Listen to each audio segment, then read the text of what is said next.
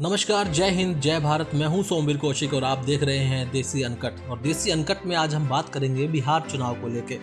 जी हां, बिहार में चुनाव हो गए हैं और सरकार बन गई है। सरकार बनने के बाद महागठबंधन को बिहार की जनता ने दिया बैगन। जी हां, और सभी बिहार वासियों ने एक सुर में कहा हमें चाहिए मोदी सरकार। अब भैया बहुमत मिलने के बाद देखिए चारों तरफ जो है कमल खिल रहा है और लालटेन की बत्ती गुल हो गई है। और ये मैं नहीं बोल रहा, ये तो खुद तेजस्वी जी बोल रहे हैं। यकीन नहीं हो रहा तो जरा ये वीडियो देख लीजिए। इस बार तो क्लीन स्वीप हम लोग हो रहे हैं। लेकिन इन्होंने बोला सो बोला, हमारे राहुल जी ने तो बहुत पहले ही भविष्यवाणी कर दी थी कि चुनाव परिणाम आने के बाद कांग्रेस खत्म, बाय बाय, टाटा। और भाई रहा चुनावी परिणाम के अंजाम, तो उसके बाद इन्होंने वही अपनी पुरानी स्क्रिप्ट बोलना शुरू कर दिया है। वोट चोर गद्दी चोर। ये हाल केवल राजनेताओं का ही नहीं, इनके दरबारी पत्रकारों का हाल तो इससे भी बुरा हो चुका है। Zohran Zohran Zohran Zohran Anderson, Anderson, हम एंडरसन को पुकार रहे हैं, एंडरसन नहीं आ रहा। खैर, फालतू एवं झूठे मुद्दों के साथ जातिवादी मानसिकता की राजनीति करने वालों को बिहार की जनता ने जवाब देते हुए कहा कि भैया नहीं चाहिए हमें ऐसी सरकार है, सरकार है। जी हाँ, बिल्कुल समझ गए ना आप। बहुत तेज हो रहा है। हाँ भाई, तेज तो हो ही रहे हैं, तभी तो तेजस्वी भाई को तेजी से बेरोजगार कर दिया। बिहार में इस बार एनडीए और खुद बीजेपी को अब तक की सबसे बड़ी जीत मिली और एनडीए कुल 202 सीट के साथ एक तरफा बहुमत लेकर प्रचंड बहुमत से सरकार बना रही है। वहीं महागठबंधन को मिला हाँ, यही मिला है, क्योंकि महागठबंधन में शामिल आरजेडी, कांग्रेस और वाम दल के गठजोड़ की हालत बेहद खराब रही। आरजेडी को 25 सीटें मिली, कांग्रेस को महज 6 ही सीटें मिल पाई और 15 जिले तो ऐसे थे बिहार में जहां महागठबंधन के उम्मीदवार का खाता ही नहीं खुला। कुल मिलाकर कहना ये है कि बिहार में जनता ने महागठबंधन सत्ता के नाम पर दिया बैगन। यही नहीं, बिहार वासियों ने सिर्फ सरकार ही नहीं चुनी, उन्होंने राजनीति के जितने भी लाल थे उनके को बेहाल कर दिया है। इन सभी लाल में सबसे अच्छा ट्रैक रिकॉर्ड रहा सोनिया जी के लाल का, जिनकी ये लगातार 95वीं चुनावी हार है। जी हाँ, सोनिया जी ने अगर ऐसे ही क्लास लगाई होती तो आज ये दिन देखना नहीं पड़ता। एक तरफ जहाँ इन परिणामों से बिहार की जनता खुश है, तो वहीं कहीं अधिक खुश है हमारे तेजू भैया। वो बात अलग है कि वो खुद नहीं जीत सके, लेकिन उनकी जयचंदों की पार्टी की भी लालटेन बुझ गई। चुनाव के परिणाम बिहार में आए और घबराहट शुरू हो गई यूपी के अंदर, और उनकी इस घबराहट ने उनका हाजमा खराब कर दिया। हजम नहीं हो रहा। डर का माहौल ऐसा है कि उन्होंने तो धमकी देना अभी से ही शुरू कर दिया कि यूपी में एसआईआर नहीं होने देंगे। ऐसा मैं नहीं कह रहा हूँ, ऐसा उन्होंने खुद ट्वीट करके पूरी देश की जनता को बता दिया। ये हाल केवल अखिलेश भैया का नहीं है, ऐसा ही समाजवादी पार्टी के हर एक कार्यकर्ता हो चुका है। वहीं 2024 के लोकसभा चुनाव के बाद भाजपा का 400 पार तो नहीं हुआ, लेकिन यहाँ बिना नारों के ही 200 पार हो गया। और इसी जीत के बाद दरबारी पत्रकारों का हाल कुछ ऐसा है। बंद करो, हाथ जोड़ के मैं मोदी साहब से गुजारिश करता हूँ। अरे अरे भाई, मोदी जी से नहीं माफी मांगनी है। माफी अगर मांगनी है तो राहुल जी से मांगिए। जहाँ जहाँ जिस प्रचार में जिस राज्य में जाते हैं, वहाँ भाजपा का जीत का झंडा बुलंद करके आते हैं। अगर आंकड़ों पर नजर डालेंगे तो देखेंगे कि पिछले 6 चुनावों में कांग्रेस की जितनी सीटें हैं, उससे कहीं अधिक तो बिहार चुनाव में अकेली भाजपा लेकर आ चुकी है। अरे बाप रे, ये तो धोती खोल रहा है। राहुल बाबा चले हैं संविधान बचाने। अरे भैया, पहले कांग्रेस तो बचा लो। संविधान पहले से अधिक अपने आप को सुरक्षित महसूस कर रहा है गुरुजी। बिहार चुनाव में बहुत कुछ देखने को मिला। कभी राहुल जी जूते पहनकर मखाने के खेतों में जा रहे हैं, तो कभी मछली पकड़ने तालाब में।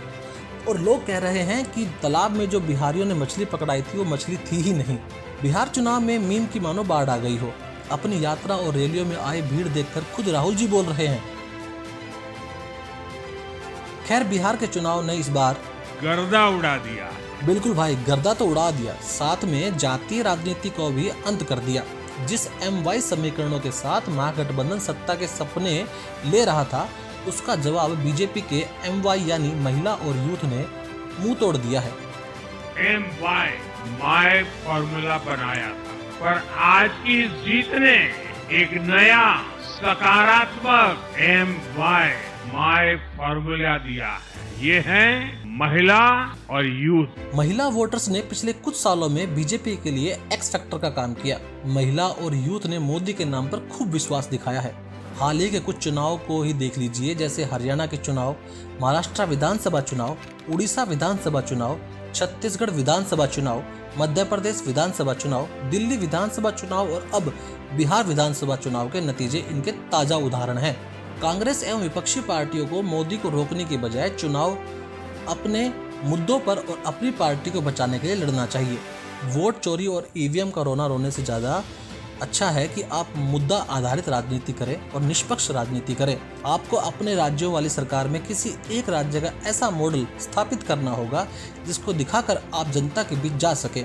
आज कांग्रेस के पास कर्नाटका, तेलंगाना, हिमाचल में खुद की सरकार है और बाकी अन्य राज्यों में गठबंधन की सरकार है। क्या आपने किसी एक राज्य को रोल मॉडल बनाया?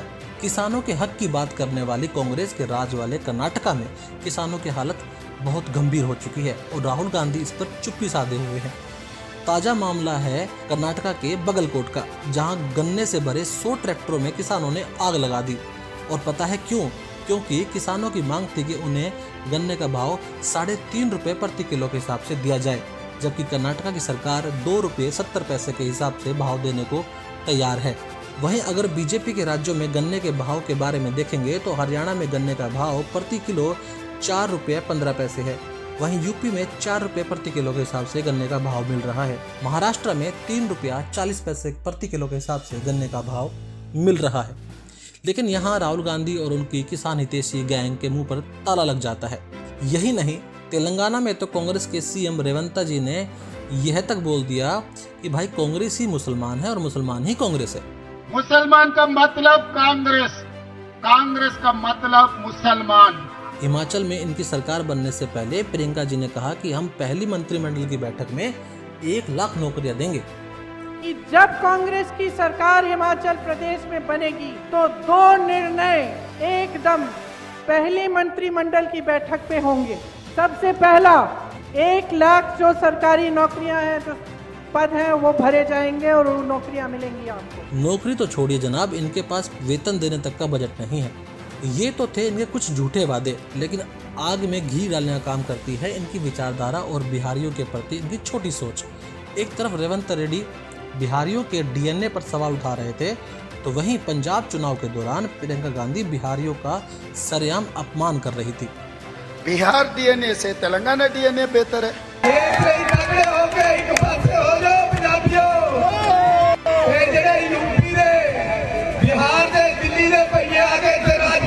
अगर इनकी लिस्ट गिनवाना शुरू कर दूं तो वीडियो बहुत लंबी हो जाएगी। इस हद तक गिरी हुई मानसिकता के बाद ये लोग चुनाव जीतने के हसीन सपने देखते हैं। भैया, वोट चोरी नहीं होते हैं। तुम खुद अपनी बातों से, अपने मुद्दों से और अपनी घटिया मानसिकता से वोट चोरी करवाते हो। जनता तुमको देखना भी पसंद नहीं करती है। वोट तो बहुत ही कीमती संपत्ति है। आपको क्या लगता है, क्या रहे हैं महागठबंधन की हार के मुख्य कारण? बताइएगा कमेंट बॉक्स के अंदर। और आपको ये वीडियो कैसी लगी इस बारे में भी जरूर बताइएगा। अब आपसे मिलते हैं किसी और वीडियो के अंदर। तब तक के लिए जय हिंद, जय भारत।